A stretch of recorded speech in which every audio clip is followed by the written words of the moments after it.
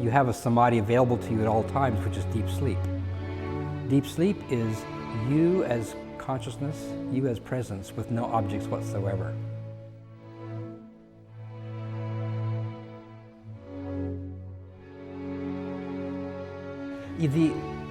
The goal of this is not to have a sense of expansion. So in order for you to not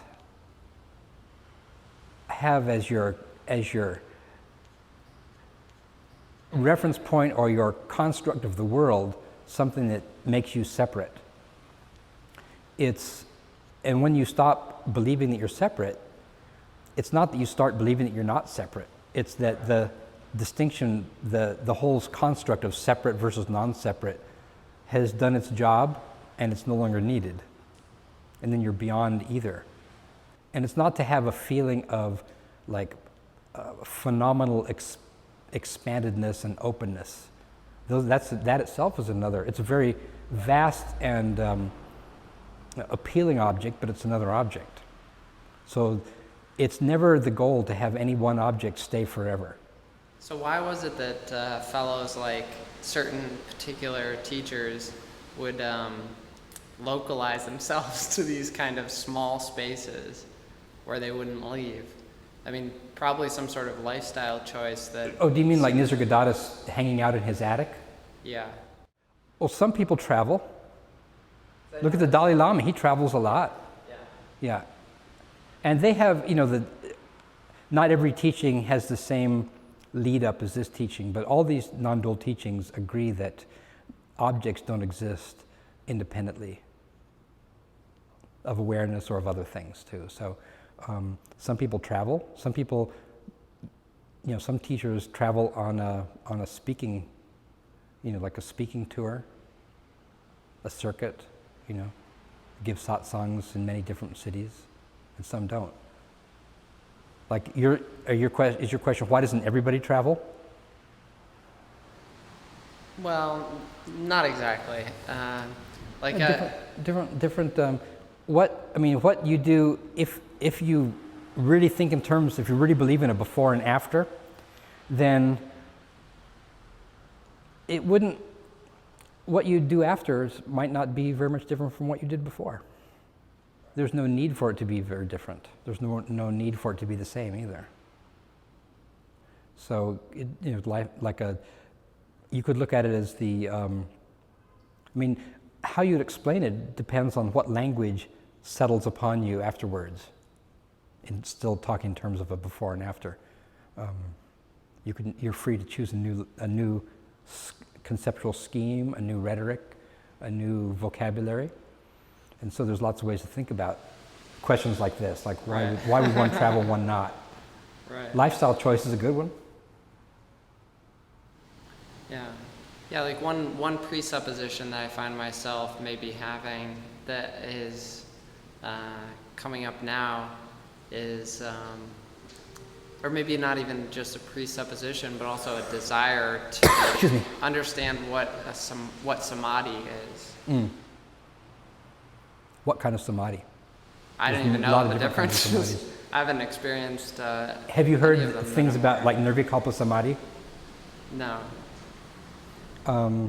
There's different kinds of samadhi, and I guess you could learn the teachings that talk about the samadhis. The direct path has a way of talking about the samadhis that saves you from years and years and years of having to learn meditation. Like in some paths, you learn about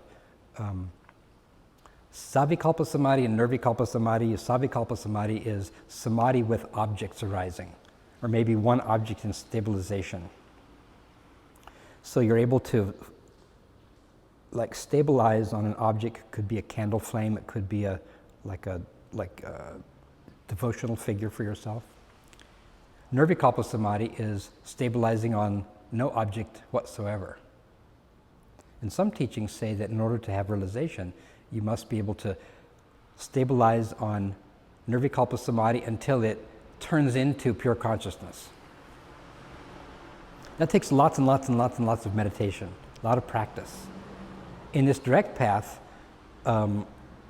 you don't need any of that because you have a samadhi available to you at all times, which is deep sleep. Deep sleep is you as consciousness, you as presence with no objects whatsoever. So everybody has that available to them, deep sleep. It's you as awareness with no objects to confuse yourself with. So there's, like we spoke of before, there's no body image arising, there's no thought arising during deep sleep, yet you don't feel you're absent. Like during deep sleep, you don't feel like you're absent because there's no feeling at all. And then later, upon waking up, you don't reflect back and say,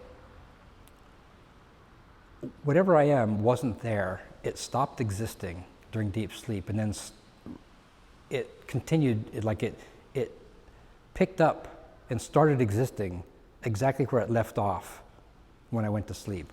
That's not how we think of it. We think of it somehow gently and in some diffuse way, I was there all the time. And that shows you that you don't need an object in order to be you. So that deep sleep teaching is available, like the direct path talks about that. And then when realization is spoke of, that's called Sahaj Samadhi. The knowing that you are nothing other than consciousness. And that knowledge is basically the end of thinking you're something else. It's not thinking all the time, I'm consciousness, it's not that. It's no longer obeying the construct that I'm a body, I'm a mind, I'm something in particular. So that's Sahaj Samadhi. And that's permanent in that the construct doesn't re-arise. And that awareness is itself permanent. It's the only continuous thing. Everything else is discontinuous. Like every object that arises, the body, mind, anything is not perfectly continuous. It's always punctuated by moments of silence, of other objects. Could be noise, could be pain. Like you're silently creeping along the living room at night, maybe going to the bathroom, and boom, you hit your shin on the coffee table or something like that. So this silence will be punctuated with an arising of like intense sensation, pain, and then even that will subside. And you go back to sleep and you get more deep sleep.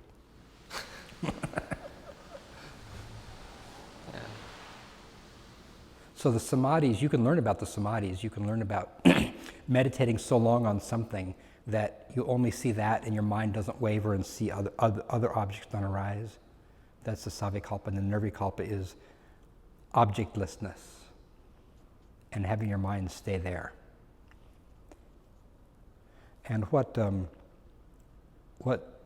the traditional Advaita Vedanta path says, not the direct path from Atmananda, but the traditional path is that being able to stabilize on either one of those, to have your mind stay in one place without wavering and getting called to other thoughts or feelings, is really good. It's good preparation for the kind of really subtle contemplation that this kind of path requires. Because some of these things, are hard to think about. And again, as you mentioned before, it's a very good point. This direct path isn't for everyone. Some kind of people can do things through the body, through opening the heart. Sometimes people wonder if there's enlightenment by transmission. Like, if there's someone, whatever enlightenment is, according to whatever teaching it is, sometimes there's the notion that someone else can get enlightened by being in the vicinity of that person, like a candle lighting another candle. But if that were really true, why aren't all the human candles lit up?